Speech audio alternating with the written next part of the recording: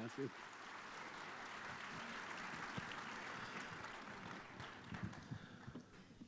Wow.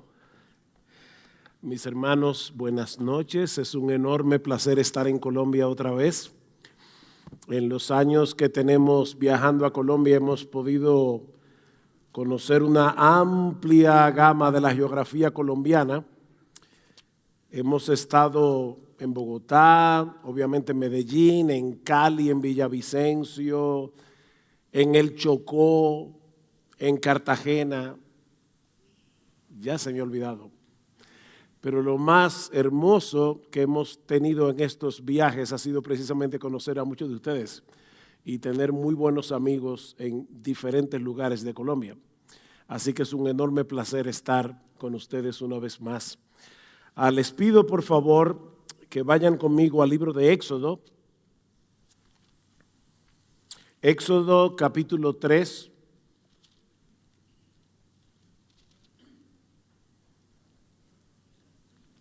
Y vamos a leer los versículos 13 al 14. Dijo Moisés a Dios: he aquí que yo llego a los hijos de Israel, les digo, el Dios de vuestros padres me ha enviado a vosotros. Si ellos me preguntaren cuál es su nombre, ¿qué les responderé? Y respondió Dios a Moisés: yo soy el que soy. Y así dirás a los hijos de Israel: yo soy, me envió a vosotros. Vamos a orar. Soberano Señor, hablar acerca de tu persona, acerca de tus atributos, acerca de tu carácter, es algo que nos sobrepasa por mucho. Por favor, Señor, ven por medio de tu Espíritu Santo y ministra a nuestros corazones en esta hora. Gracias por recordarnos que tú eres un Dios santo.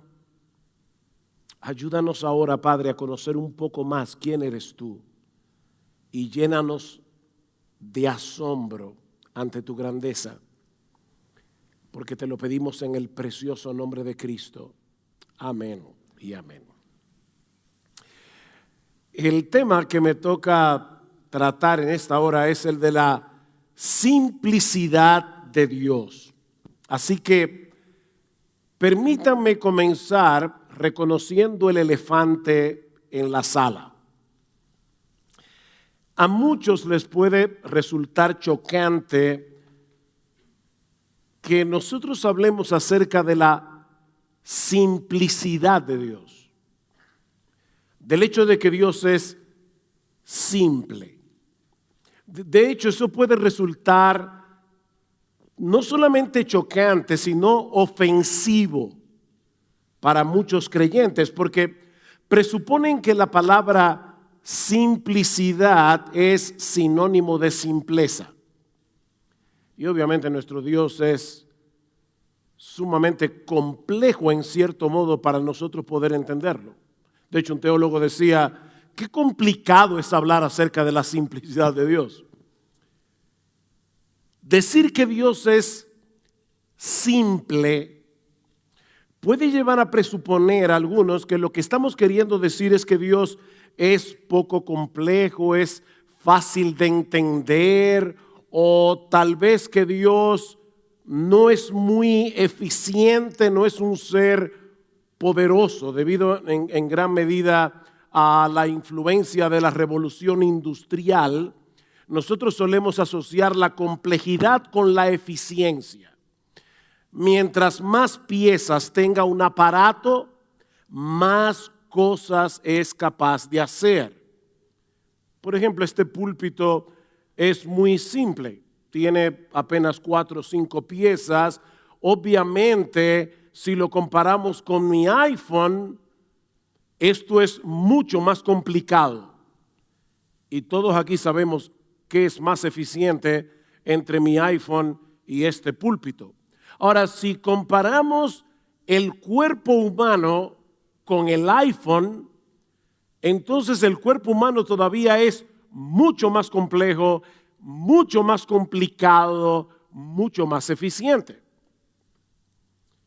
Decir entonces que Dios es simple puede parecer que estamos rebajando el ser de Dios. Por eso les decía, hermanos, vamos a comenzar resolviendo este problema, quitando ese fantasma de nuestra mente, porque yo quiero tranquilamente poder exponer la simplicidad de Dios sin que ninguno de ustedes se sienta que estoy ofendiendo a nuestro Dios. La simplicidad de Dios no tiene nada que ver con el concepto de simpleza, como espero demostrar en esta exposición, que voy a tratar básicamente en dos encabezados. En primer lugar, veremos la simplicidad de Dios explicada y en segundo lugar, la simplicidad de Dios aplicada. Ahora, antes permítanme hacer una aclaración sumamente necesaria, sumamente importante. Mis hermanos, cuando hablamos del ser de Dios, debemos reconocer que hay una tensión entre lo que Dios ha revelado de sí mismo en su palabra y lo que Él ha decidido dejar en el misterio. Hay muchas cosas que nosotros conocemos de Dios porque Él las reveló en las Escrituras. Hay muchas más cosas que nosotros ignoramos de Dios porque Él está infinitamente por encima de nosotros. Dicen en Jeremías capítulo 9, versículo 23, que el sabio no debe alabarse en su sabiduría, ni el valiente debe alabarse en su valentía, ni el rico debe alabarse en sus riquezas, mas alábese en esto el que se hubiere de alabar, en entenderme y conocerme que yo soy Jehová. No hay un mayor privilegio, mis hermanos, que conocer al Dios que se ha revelado en su palabra y que ahora es nuestro Padre por causa de nuestra unión con Cristo. Sin embargo, al considerar el ser de Dios, nunca debemos olvidar la enorme distancia, como hablaba nuestro hermano Burk Parson hace un momento. No podemos olvidar la enorme distancia que hay entre Dios y nosotros, aparte de que somos personas limitadas, somos meras criaturas. Y como bien dijo alguien una vez, el objetivo del teólogo que se ocupa de un misterio es echar a un lado las frases que disminuyen el misterio. Así que si a medida que vamos avanzando en el tema de la simplicidad de Dios, tú piensas honestamente, hay cosas aquí que yo no estoy entendiendo, eso es lo que se supone que ocurra, que no lo entiendas. Ni yo tampoco. Esto es un misterio. Estamos hablando del ser de Dios y Dios no es ni como tú ni como yo. Bien, habiendo aclarado esto, veamos ahora en primer lugar la simplicidad de Dios explicada. Mis hermanos, al decir que Dios es simple, lo que estamos afirmando es que Él es uno y que Él no está compuesto de partes. Hasta ahí todo parece muy sencillo. Dios es uno, Él no está compuesto de partes. O para decirlo de otra manera, lo que estamos diciendo es que todo lo que hay en Dios es Dios. No hay absolutamente nada en Dios que no sea Él mismo. Planteándolo de ese modo, pienso que el teólogo James Dolezal tiene razón cuando dice que aún aquellos creyentes que nunca antes habían escuchado hablar acerca de la simplicidad de Dios, y yo no voy a hacer el ejercicio aquí, pero probablemente si yo te preguntara alguna vez, ¿has escuchado una prédica acerca de la simplicidad de Dios? Probablemente muchos aquí levanten la mano, sobre todo en esta generación. Pero como dice James Dolezal, aún aquellos creyentes que nunca antes habían escuchado hablar acerca de la doctrina de la simplicidad de Dios, poseen al menos cierto entendimiento de lo que esto implica, y él lo explica de esta manera. Vamos a suponer que yo te pregunte en esta noche, y yo voy a asumir, ¿verdad?, que tú asistes regularmente a una iglesia donde se predica fielmente la palabra del Señor. Bueno, si tú eres uno de esos que asiste regularmente, tiene esa bendición de asistir regularmente a una iglesia donde se predica la palabra del Señor, y yo te hiciera la siguiente pregunta: ¿crees tú que algo que no es Dios es necesario para que Dios sea quien Él es? ¿Cuál sería tu respuesta? ¿Es posible que Dios necesite de algo que no es Dios para ser quien Él es? La respuesta sería: por supuesto que no. Todos sabemos que nuestro Dios es autoexistente, que nuestro Dios es eterno, que Él es infinito, que Él es inmutable. De paso, tomen nota todas las expresiones que estamos usando con la palabra infinito, inmutable. O sea, todo eso nos dice lo que Dios no es, no lo que Dios es. Eso es importante. Él no depende de nada fuera de sí mismo para ser quien es y para hacer lo que Él decida hacer, lo que hace. Bueno, esto es precisamente lo que queremos decir al afirmar que todo lo que hay en Dios es Dios. Él no está compuesto de partes. Así que en vez de rebajar el ser de Dios, esta doctrina lo exalta infinitamente por encima de todos los seres creados, porque todos los seres creados son compuestos, somos compuestos. Tú y yo estamos compuestos de cuerpo y alma. Nuestro cuerpo está compuesto de un montón de partes. Nuestras almas están compuestas de esencia y atributos, pero no Dios. Él no está compuesto de partes y por lo tanto Él no necesita de nada fuera de sí mismo para ser quien Él es. Yo leí recientemente que un Boeing 747, un avión, está compuesto nada más y nada menos que de 7 millones de piezas. Un Boeing 747.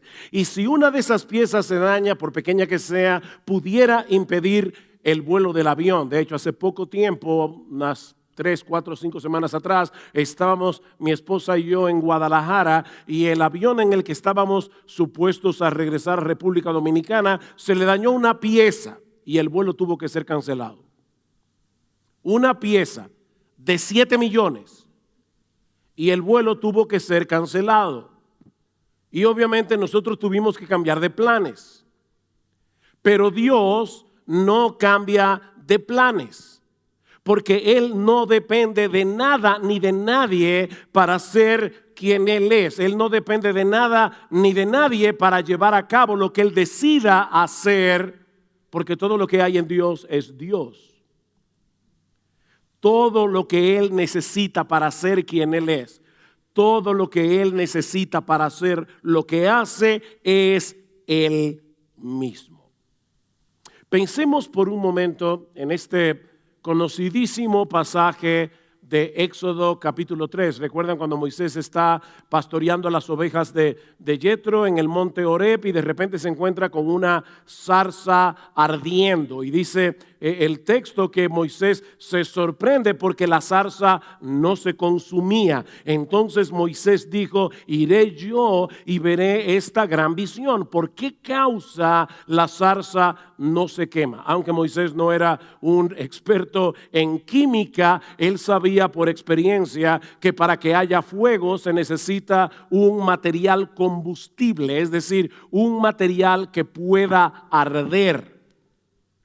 Bueno, lo que le resultaba sorprendente era el hecho de que este fuego, que por cierto representaba a Dios, como vemos en el resto del pasaje, estaba ardiendo en la zarza, pero no dependía de la zarza para arder.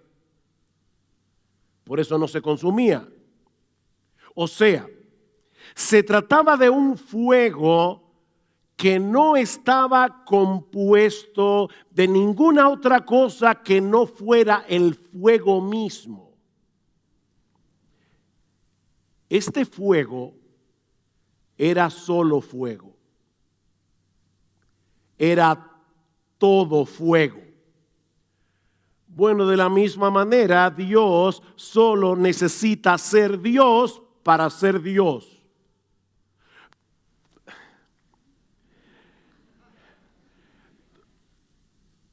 Todo lo que Dios requiere para ser Dios es Dios.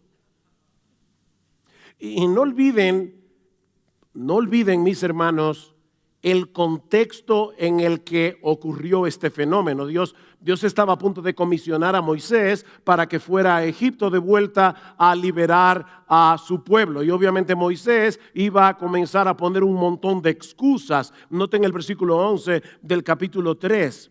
Entonces Moisés respondió a Dios: ¿y quién soy yo para que vaya Faraón y saque de Egipto a los hijos de Israel? Capítulo 4, versículo 1. Entonces Moisés respondió: he aquí que ellos no me creerán, ni oirán mi voz, porque dirán: no te ha aparecido Jehová. Versículo 10.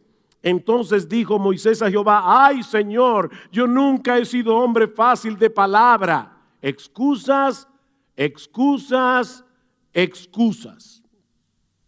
Bueno, lo que Moisés necesitaba en ese momento no era elevar su autoestima, porque evidentemente la tenía en el piso. O sea, Moisés no era aquel hombre que dejó Egipto 40 años atrás. Ya Moisés llevaba 40 años en la escuelita de Madián, hablando solo con ovejas y con pastores que no tenían la preparación académica que Moisés tenía. ¿Qué necesitaba Moisés? ¿Elevar su autoestima? No. Él necesitaba saber quién es Dios. Y eso es precisamente lo que Dios le dice en el versículo 13. Cuando me pregunten quién eres tú, ¿qué les responderé? Y Dios le dijo a Moisés: yo soy el que soy. Y dijo: así dirás a los hijos de Israel: yo soy, me envió a vosotros. Decía el famoso filósofo español José Ortega y Gasset: yo soy yo y mis circunstancias. ¿Han oído esa frase? Yo soy yo y mis circunstancias. En otras palabras, mi yo, dice el filósofo español, es solamente un ingrediente, es una parte de mi vida, pero también están las circunstancias que han rodeado mi existencia y que han hecho de mí lo que soy. Bueno, en el caso de Dios, las circunstancias no juegan ningún papel. Él es quien Él es.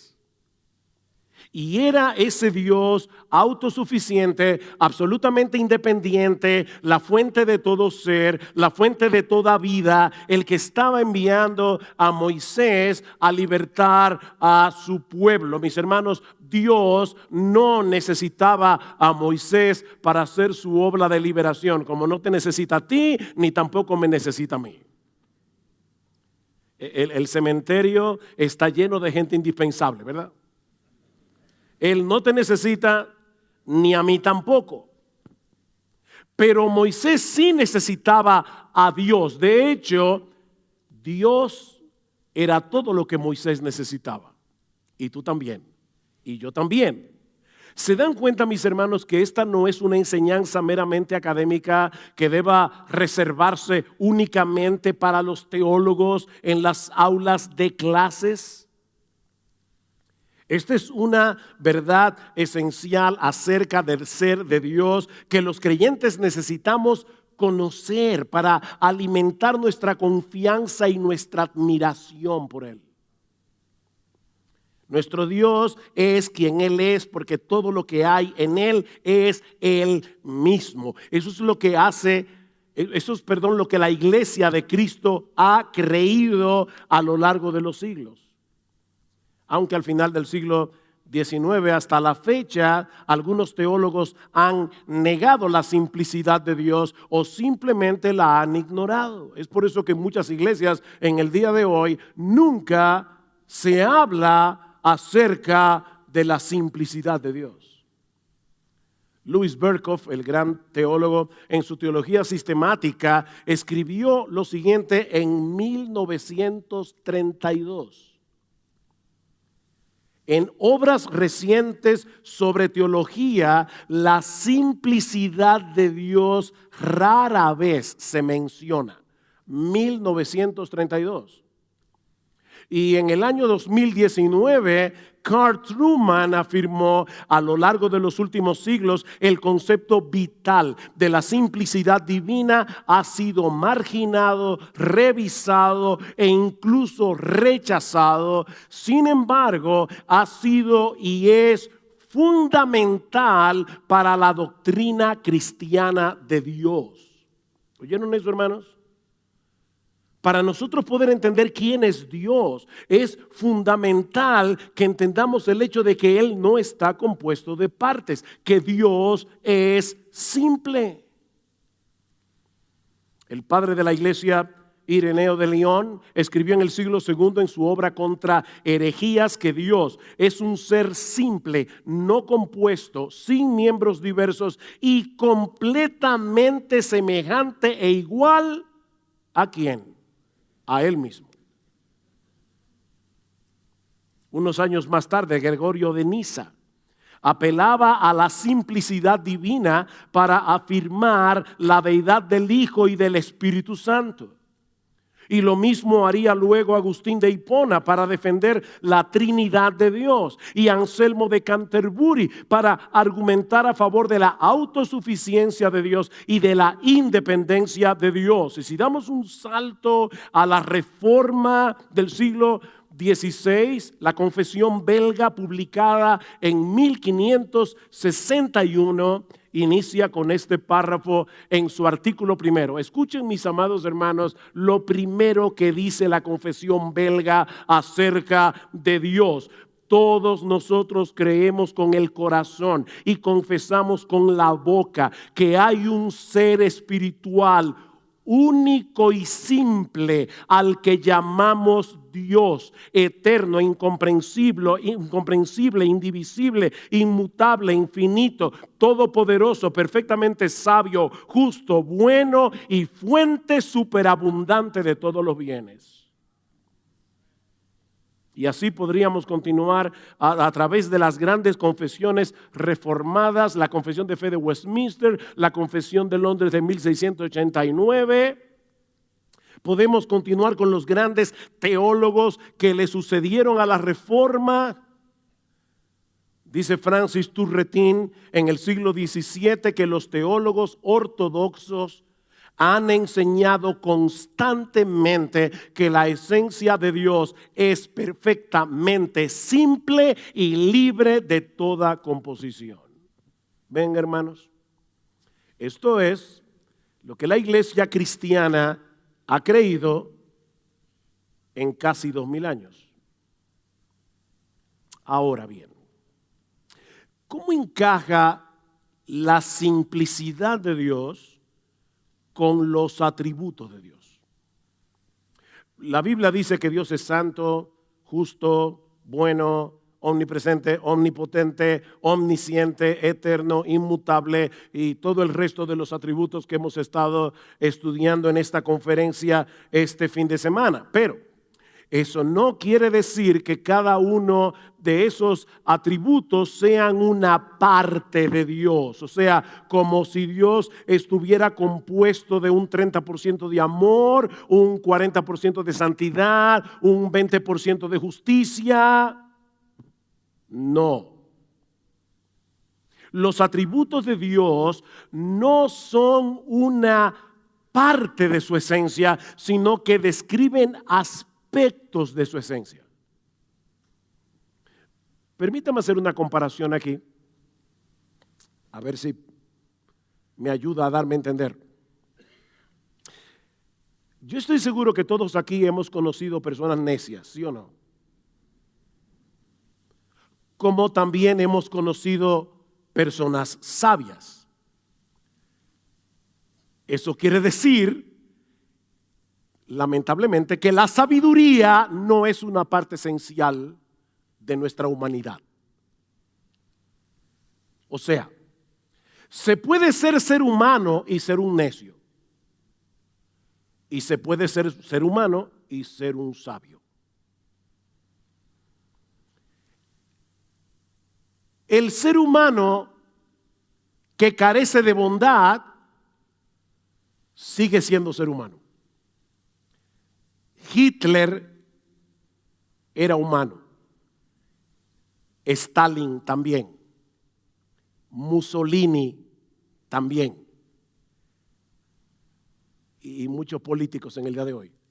Son seres humanos.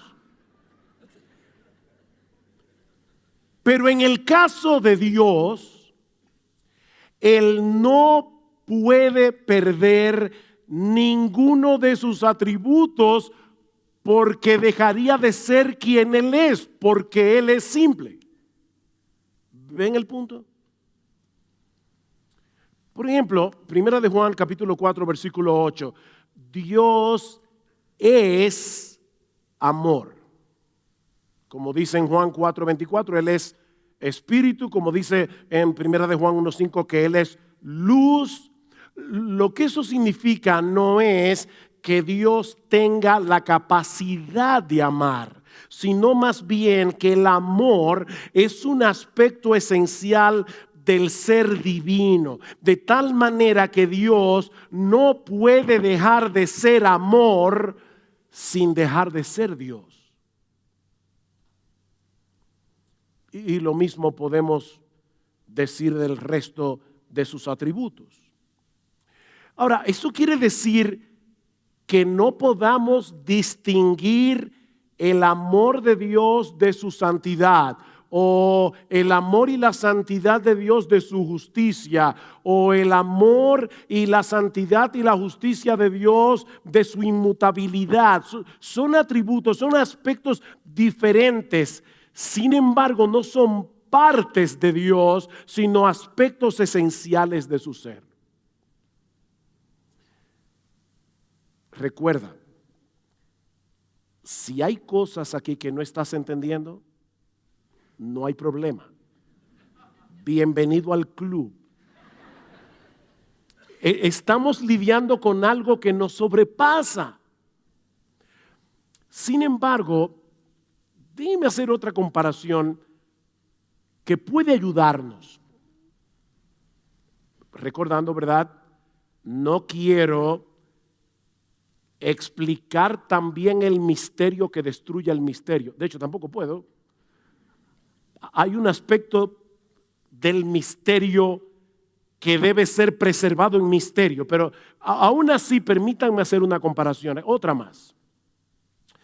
Quizás muchos de ustedes saben que en el año 1666 el británico Isaac Newton descubrió que si un rayo de luz pasaba a través de un prisma de vidrio, se dividía en los 7 colores del arco iris: rojo, naranja, amarillo, verde, azul, índigo y violeta.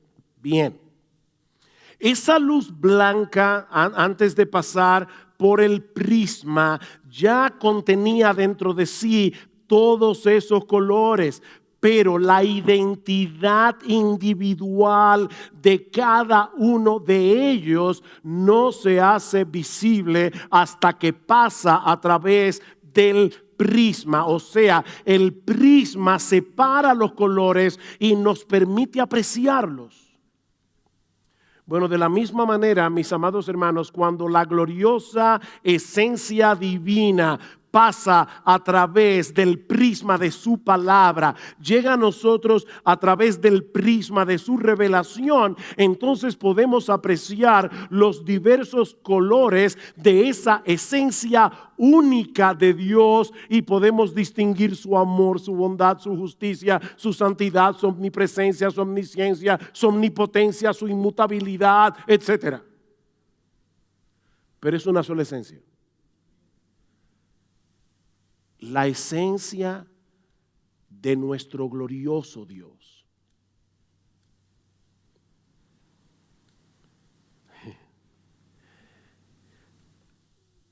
Todos esos atributos de los que estamos hablando aquí, en esta conferencia, están contenidos en lo que Agustín de Hipona llamaba la simple multiplicidad de Dios. Me encanta Agustín. La simple multiplicidad de Dios.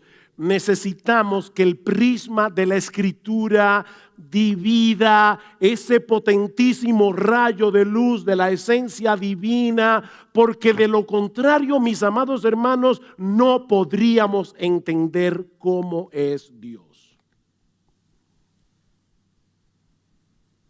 Pero todos esos atributos son aspectos esenciales de su naturaleza. O sea, Dios no puede dejar de ser bueno, Él no puede dejar de ser santo, no puede dejar de ser justo, porque dejaría de ser Dios. Dice el Salmo 90, Señor, tú nos has sido refugio de generación en generación, antes que naciesen los montes y formases la tierra y el mundo, desde el Olam, desde el siglo y hasta el siglo, tú eres Dios. Tú eres Dios. Él siempre es el mismo. Dios no tiene sucesión de tiempo. Dios no aprende nada. Él lo sabe todo desde siempre. Dios nunca puede ser menos de lo que es, ni tampoco puede ser más de lo que es. Mi esposo y yo en noviembre pasado cumplimos 41 añitos de casados. Si yo le dijera a mi esposa hoy, wow, tú eres hoy mejor de lo que eras cuando yo me casé contigo, sería un piropo. Si yo le digo eso a Dios, sería un insulto. ¿Ven? No es lo mismo. Porque Él no puede ser mejor de lo que es. Él es quien Él es y siempre ha sido quien Él es. Otro aspecto de la simplicidad de Dios que deberíamos considerar en esta hora, que por cierto no sé a qué hora empecé, pero bueno, ¿a qué hora empecé, por cierto? ¿Ah? ¿Cuánto me quedan? ¿Me quedan 10 minutos? No, tú estás jugando.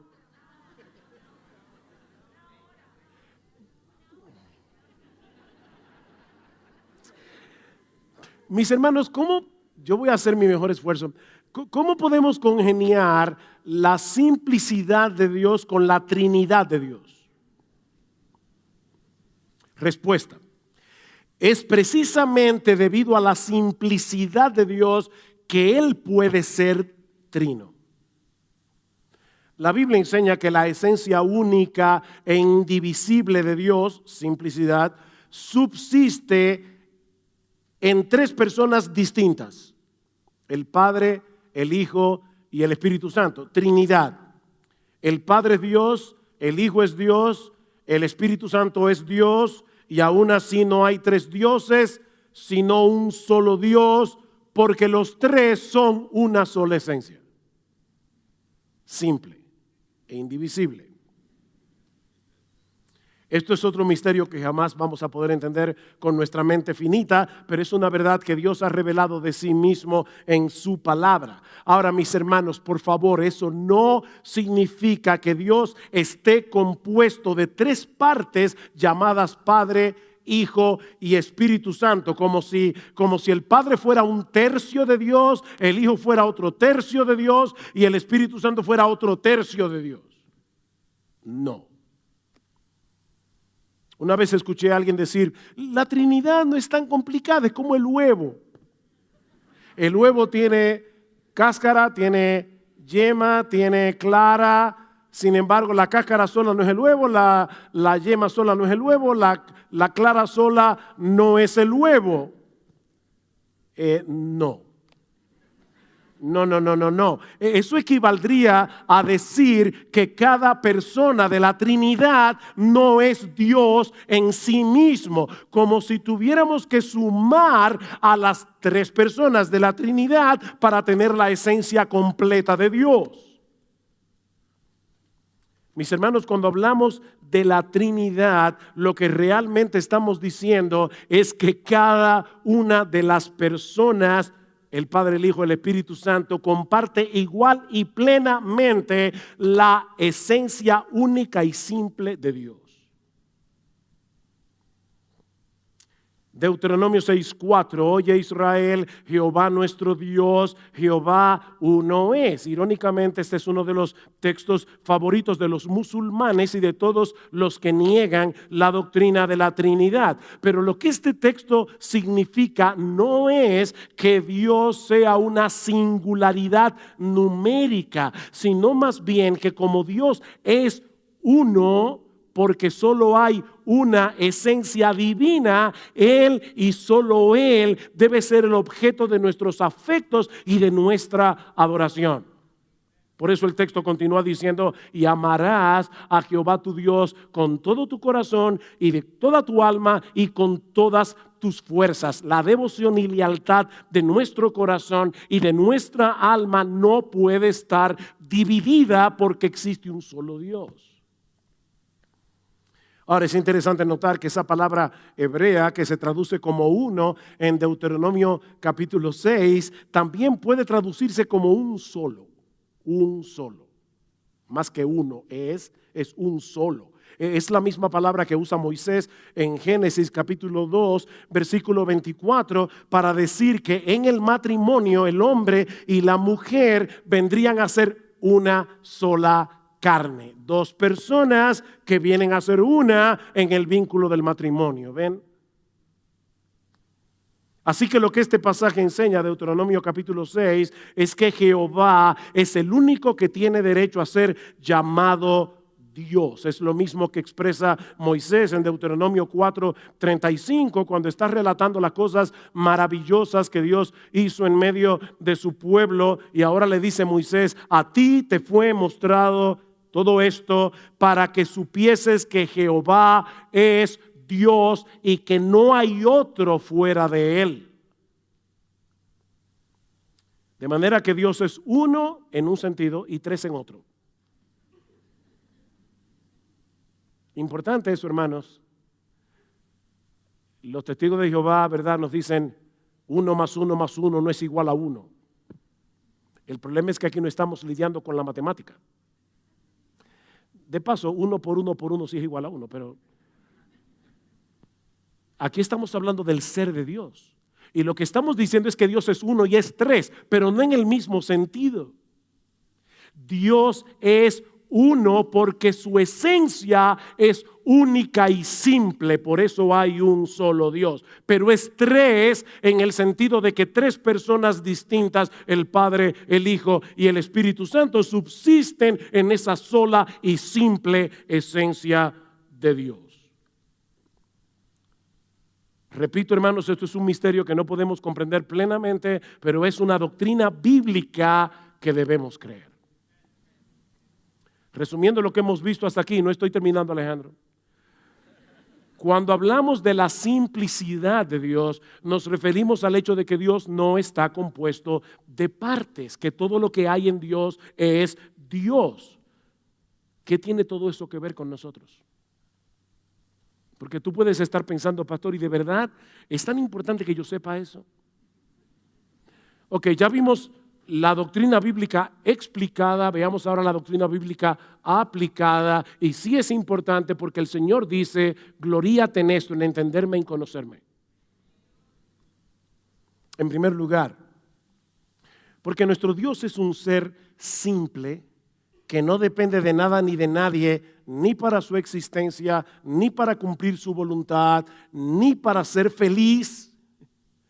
Podemos y debemos depender de Él en medio de cualquier necesidad y circunstancia. Mis hermanos, nosotros somos muy débiles, nosotros somos gente muy necesitada. Cualquier cosa puede afectarnos repentinamente en una forma profunda y significativa. Hace unas horas recibí una noticia terrible.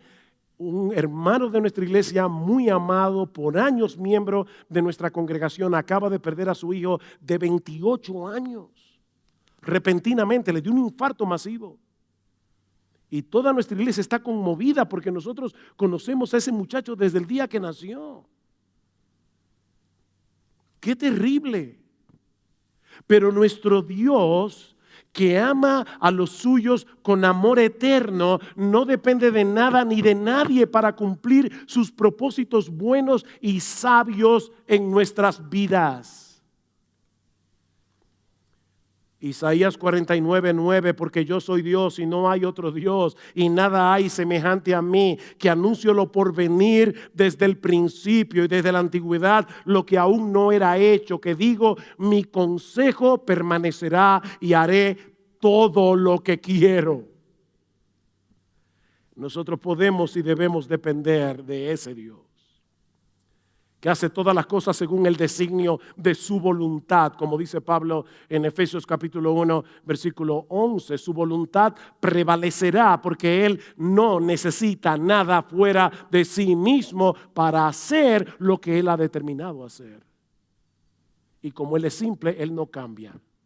Y como Él no cambia, Él te ama hoy con el mismo amor con que te amaba cuando Cristo estaba muriendo en la cruz del Calvario por ti. Y como Él te amaba en la eternidad, cuando Él decidió amarte con amor eterno.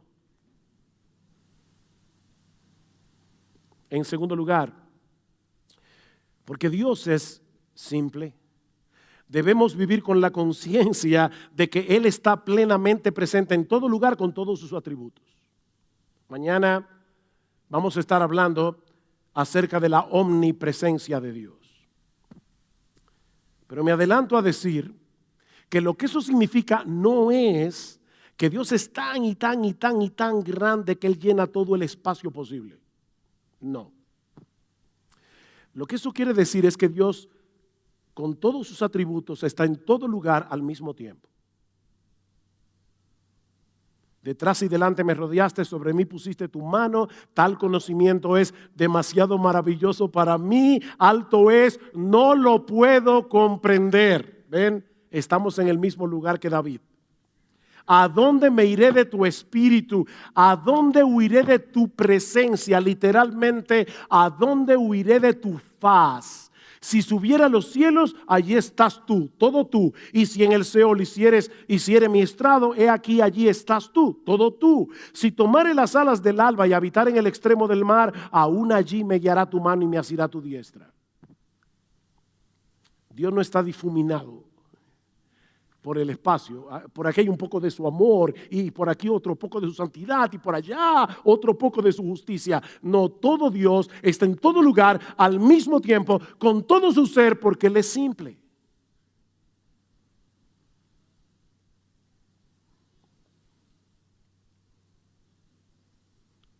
En tercer lugar, voy a cortar.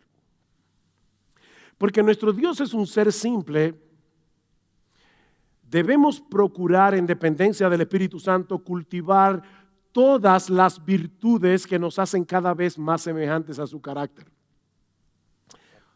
Dios, como decía Parson hace un momento, no es más amoroso que santo, ni es más santo que justo, ni más justo que bondadoso, ni más bondadoso que compasivo. ¿Ven? En su simplicidad, Él es todo eso a la vez. Y dado que Cristo nos redimió para restaurar en nosotros la imagen de Dios, mi amado hermano, los cristianos no podemos darle más importancia a algún aspecto del carácter de Dios por encima de otro a la hora de imitarlo. O sea, tú no puedes decir, bueno, no soy tan santo, pero estoy creciendo en amor. No. Tú tienes que crecer en amor. El fruto del Espíritu no son los frutos del Espíritu. es un solo fruto. El fruto del Espíritu es amor, gozo, paz, paciencia, benignidad, bondad, fe, mansedumbre, dominio propio, templanza. El fruto del Espíritu, lo que el Espíritu produce en aquellos en quienes Él está obrando, es todo eso a la vez, que no es otra cosa que el carácter perfecto de nuestro bendito Señor y Salvador Jesucristo. Así que tú y yo no podemos darnos el lujo de decir, el año que viene es el año de la santidad, ahora es el año del gozo. No. Finalmente, porque nuestro Dios es un ser gloriosa y maravillosamente simple. Mis hermanos, solo Él es digno de nuestra más ardiente devoción, lealtad y adoración. Cuando un escriba le preguntó al Señor Jesucristo, ¿cuál es el mandamiento más importante de la ley? ¿Qué hizo Jesús? Citó Deuteronomio, capítulo 6. El primer mandamiento de todos es: oye Israel, el Señor nuestro Dios, el Señor uno es, y amarás al Señor tu Dios con todo tu corazón y con toda tu alma y con toda tu mente y con todas tus fuerzas. Si Dios es uno, no podemos tener nuestros afectos divididos. Debemos amarlo y adorarlo únicamente a Él con todo el corazón, con toda nuestra alma, con toda nuestra mente y con todas nuestras fuerzas. Y si es verdad que de este lado de la eternidad, mientras el pecado more en nosotros, adorar a Dios de ese modo será una lucha.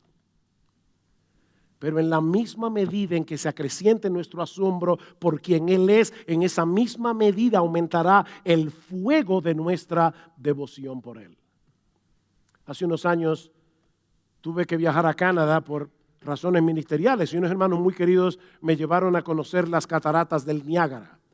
Y obviamente decir que aquello fue impresionante se queda muy corto de lo que fue esa experiencia. Mis hermanos, cuando uno se expone a un espectáculo natural como las cataratas del Niágara, no tenemos que decirnos a nosotros mismos, bueno, ahora yo debo abrir la boca y decir wow. Porque eso sería lo más apropiado, ¿verdad? Cuando uno está considerando un fenómeno que no se ve todos los días. No, mis hermanos, las emociones no funcionan así. Uno simplemente se detiene a contemplar ese espectáculo, millones y millones y millones de galones de agua cayendo por minuto, todos los arcoíris que se forman en el fondo de las cataratas cuando el agua rompe y se convierte en vapor de agua. Ese ruido atronador y en una forma natural, por lo menos yo digo, wow.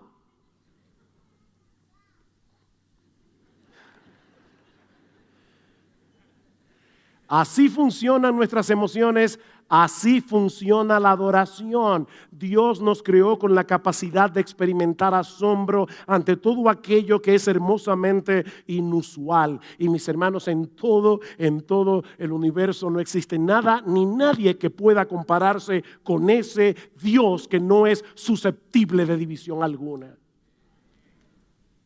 Alguien ha dicho que la adoración, me encanta esa definición, es el dulce eco de las excelencias de Dios en el corazón de su pueblo.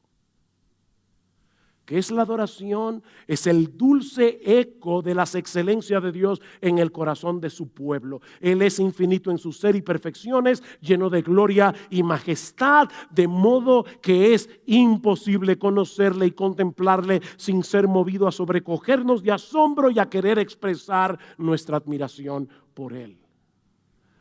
O que sea esta la disposición que el Espíritu Santo produzca en nosotros, que aumente nuestra capacidad wowcística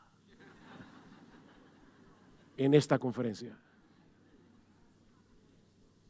De modo que podamos seguir cantando con todo nuestro corazón y con un entendimiento cada vez más profundo a Dios el Padre Celestial, al Hijo nuestro Redentor y al Eterno Consolador, unidos todos, alabad, amén, cantad al Trino y Uno Dios, sus alabanzas entonad, su eterna gloria proclamad con gozo, gratitud y amor, que a Él y solo a Él sea toda la gloria por los siglos de los siglos. Amén y amén.